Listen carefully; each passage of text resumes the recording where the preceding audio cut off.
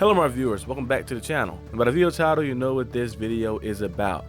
Today we dive into, of course, the review. In week 3, the Steelers went out there, got a victory versus the Chargers. I'll be breaking down the stats of the offense and the defense and also adjustments we need to make as well to maybe to win our next game versus the Colts in week 4. So without further ado, let me get straight into that right now. Okay, let's break down some of the stats. As you see from the screen, total yards, in the first half. Now the Chargers was getting us like that. They had pretty good yardage and they had the touchdown for Quentin Johnson, but the busted coverage that happened, the miscommunication between Minkah Fitzpatrick and who was it, Joe Porter Jr. I guess he put him sitting back in the zone. He kind of came up and kind of guarded that little out route, and then Quentin Johnson got out there past him, and then Minkah didn't get back fast enough and got a touchdown. So they had some pretty good yardage in the first half, but after that, the Steelers did a phenomenal job. The Steelers held them to -4 yards. I repeat, -4 yards in the second half. 5 sacks as well in the second half. The defense went out there and absolutely dominated out there, played very good. Look at the total yardage that we had, of course, in the game. 346 yards total, 232 passing yards. We have 114 rushing yards. In the first half, we were struggling to run the ball. Najee had 3 rushing yards in the first half. Second half, he had 71.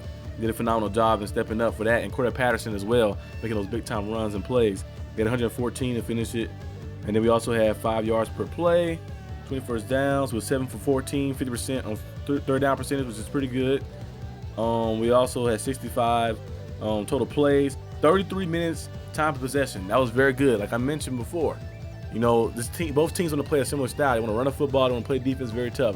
And I was on Jake's channel, this Charger Syndicate, with the collab. He mentioned it and said it perfectly. He said that this will be the battle of time possession. He said whoever win the time of possession will be the one that win this game. And hey, Steelers won time possession, 33 to 26 minutes, and they went out there and won this game like that. Controlled this game, controlled the clock, and controlled the narrative of the game. Even though the Steelers got down, I never really felt like they was really out of it like that. Justin Fields did a good job in leading a big-time drive with the read option at the goal line for the touchdown and making a play.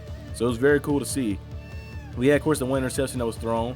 Like that, we was the team that caused the only turnover in the game, but it was enough for us to, it didn't really affect us too much, like in a sense. And that wasn't really on Justin Fields. That was kind of a drop. That was a drop pass by Cordarrelle Patterson. So I feel like that's not really on him. I wish they would start putting asterisks by some interceptions. Be like, if the receiver drops it, put it as a receiver drop INT or something. I don't know.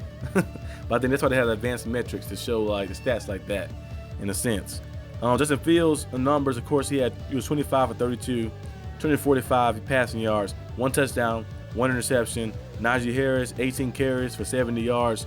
He been averaging 70 rushing yards per game, 3.9 per attempt. He started off a little slow, but in the second half picked it up. Cordarrelle Patterson, 4 carries, 33 yards. Justin Fields had 6 carries, 6 yards, but rushing touchdown at the goal line. Warren wasn't productive as much. You can still kind of see that he's banged up a little bit. He had 5 yards. I think as time goes on, he healed more and more. You see more of him. Calvin Austin, 4 catches, 95 yards and a touchdown. George Pickens, 5 catches, 57 yards. Pat Freiermuth, 4 catches, 33 yards.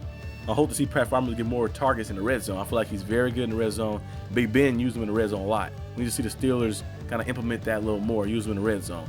Also, Scotty Miller, 2 catches, 31 yards. Najee Harris, 5 for 16. Cordarrelle Patterson, 3 for 15. Cam Hayward had a catch for 2 yards, and then Jaylen Warren had a negative on a little screenplay they did. The defense, we've seen, of course, Cam Hayward have a sack. I said Cam Hayward. I meant Connor Hayward. Cam Hayward did have a sack, but I mean Connor Hayward was the one who had the catch. Cam Hayward had 1 sack. Landon Roberts had a sack. Remember that blitz he came in? That's the play I think Justin Herbert got hurt. He kind of got hit by Landon Roberts, tried to fight himself to stay up, and then Cam Hayward came in later. Then his ankle got kind of like messed up. Nick Herbig, very good, played very good like that. He went out there and he put up 2 sacks, including a strip sack as well. He was very explosive. He had the fast get off as well. I know Alex Highsmith went down with the groin injury, so I still felt confident because we have a good amount of depth in our room and stuff. So getting Nick Herbig out there, he went out there and just played good. Just played very good like that. So it was nice to see him go out there and just make splash plays for us. And it's good to have a guy you rely on like that. TJ Watt had a sack as well. He was double teamed most of the entire game. He was double teamed. he was getting chipped almost every play. The plays he didn't get it, you've seen Joe Alt, he's very good, but he was the holding penalty on one of them, and then he got a sack as well on one of them, getting some pressures in. But most of the time, C.J. Watt was kind of double teaming the whole game, but he still found a way to make an impact, get a sack, get some pressures in, and causing mayhem in the backfield. We also see, I think that's the last one, right?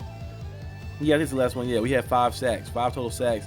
I think all of those came in the second half, if I'm not mistaken. So Steelers did a good job in implementing that and getting the momentum going. Like after that strip sack happened by Nick Herbig, I was like, you kind of feel the momentum shift, and the fans start getting into it a little more, and everything just started locking in, and like that, we start dominating. Boswell was 2 for 3. Then he missed that one field goal. That was a 63 yarders, a long field goal. His longest at 59. Corliss Waitman, been doing a very good job at punting. Like that, he's been very quiet. We haven't been discussing it too much, but he did a very good job at punting. A very, very good job. I didn't know he was Dutch. Okay, that's why it explains his name. He's Dutch. But very good job at punting. Like they've been doing a nice job filling in. As you guys know, Cameron Johnson, remember the injury he suffered that was season ending. Corliss Waitman, a guy who's been in Pittsburgh before, he is doing a nice job. Nice job going out there, getting some very good punts. Average 52 yards per punt. Like that, you'll take that every single time. You'll take that every single time. But this is kind of all I have for the stats right here. I'm gonna break down basically some adjustments we need to make to continue our win streak going, and to keep us and prevent us from losing, and also improve in different spots as well. And I'm gonna break that down right now. Really, the only adjustments I think we need to make, of course, defensively, we're good. I think overall, did a good job to make sure we stay healthy. I know Alex Highsmith went down with a little groin injury and missed the rest of the game. Hopefully, it's not too severe. And also, Jackson, he was down at one point, like holding the shoulder, then he came back and was in and out. So I don't know exactly what happened. Maybe he popped out of place or something happened, they got strained or something. But just stay healthy, protect ourselves, and just stay communicating and keeping the chemistry going, and we'll be good defensively. Now, offensively, I think it's a lot of things we need to go out there and change to keep ourselves in a winning pace. I would like to see us keep utilizing, of course, Justin Fields.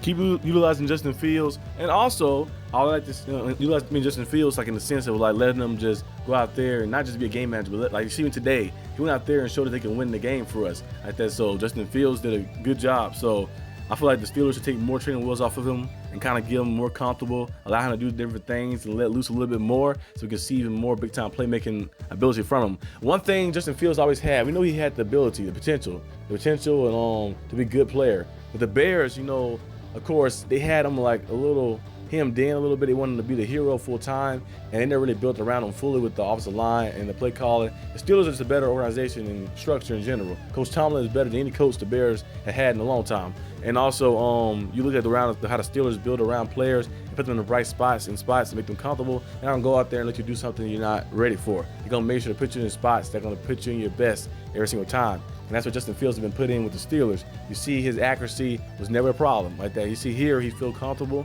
he look poised, he look calm, and he looks ready to be our future quarterback, like for the long run like that. I think the way he's playing, it's kind of hard to say if Russell Wilson get healthy, you'd be like, do I want to go back to Russ? Or like, let's see if Russ come out there. Even if Russ, he might play good, you never know like that too as well. But Justin Fields, the way he's playing, you don't want to mess up the momentum sometimes like that. I remember I said if you win this game, he plays well, you might kind of consider it. He went out there and had 245 yards, a touchdown in the air and a touchdown on the ground as well, and made some big time throws and plays. He could have more yards, close to 300 yards. We've seen some plays that was dropped as well. Corey Patterson dropped a few. Pat Fryermuth dropped a nice ball that he threw for the first down, try to give us on the field goal range a little bit as well. So it's some opportunities that was kind of missed out there too as well. So Justin Fields has been playing good football.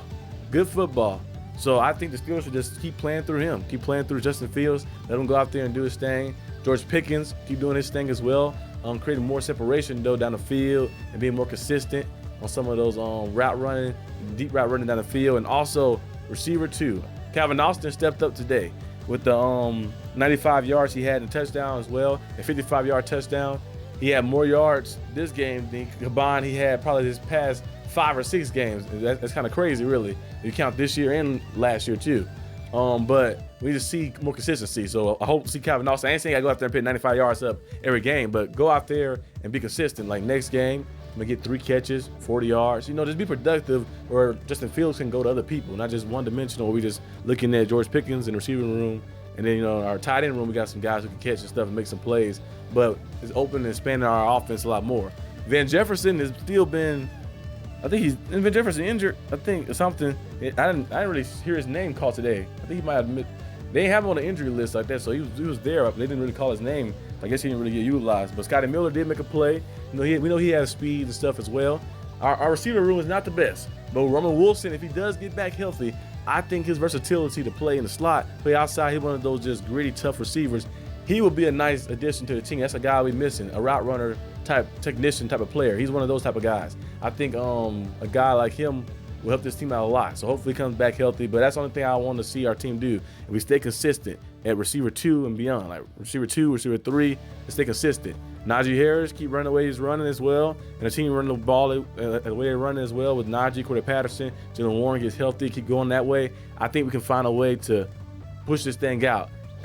By week 5, I had us at least going 4-1 like that. So I was like, and I think our bye week is in week 8, right? Week 8, week 9. So I had us at least being like around, you know, 6-3, 7-2 type of record. But we maybe can be even better like that. Maybe be 8-1. You never know what can happen like that. If you go out there and just play good and stay consistent, stay healthy, and just keep playing and communicating with your teammates. We've seen a lot of big time improvement in that department of communicating. Last year, I swear, like in the secondary, and also like with the linebacker core and different things, like it was like miscommunication all the time. It was a busted coverage that was happening. People like shaking their heads, throwing their hands up. This time we see everybody's in sync. Everybody's moving together. Everybody's thinking together on one accord, and no selfishness either on defense or offense. Everybody's going out there looking to win. And when you have that and everybody buying their role, it makes it easy to go out there and win like that. I remember, I forgot who said that. I think it was Pat Riley that said that. Somebody said that, one of the legendary championship coaches like that. I said that you buy into your role. Once you buy into your role, Bill Belichick said it too before, I think, as well. You buy into your role, go out there and buy in your role. Everybody know what exactly they got to go out there and do, their job they have to do. It makes it easy to win like that, because you ain't got to worry about somebody trying to do something else they're not supposed to do, or stepping on toes or anything. Everybody just go out there and play their style. So I'm liking the Steelers, the way they're looking.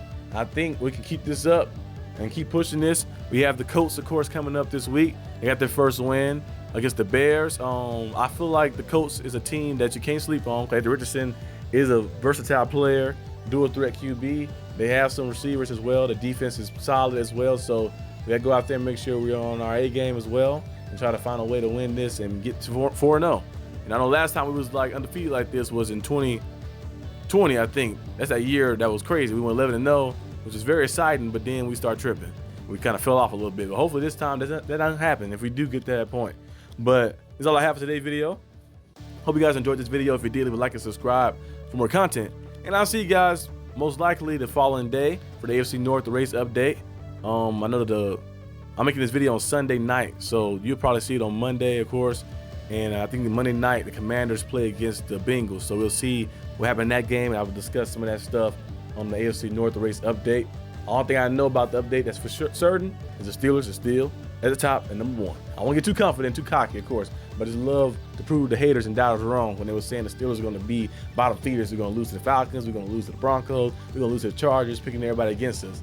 I like to see us go out there and prove people wrong. But that's all I have. I'll see you guys next time on the channel. Peace out.